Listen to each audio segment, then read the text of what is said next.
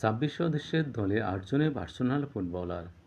পাশাপাশি পিএসজির Fabian Ruiz, Atletico মাদ্রিদের অ্যালেক্স বায়েনা, ম্যানচেস্টার সিটির বালস ডিয়ারজোই রদ্রি এবং রিয়াল সোসিয়াদের স্ট্রাইকার মিকেল ওয়ারজাবালের মতো তারকাদের উপস্থিতি আরও ভারসাম্যপূর্ণ হয়েছে দলটি।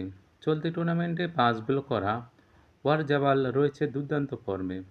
ফাইনালেও গোলের ধারা অব্যাহত রেখে দলকে শিরোপা জেতাতে পারলে স্প্যানিশ ফুটবলের ইতিহাসে বিজয়ী জায়গা দখল করে নিতে পারেন তিনি।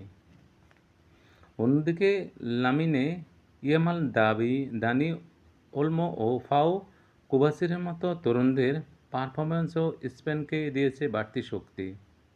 আক্রমণ ওলমোর সৃজনশীলতা ও ইয়ামালের গতিময়তা কুবার্সির দৃঢ় রক্ষক দলকে পূর্ণতা দিয়েছে।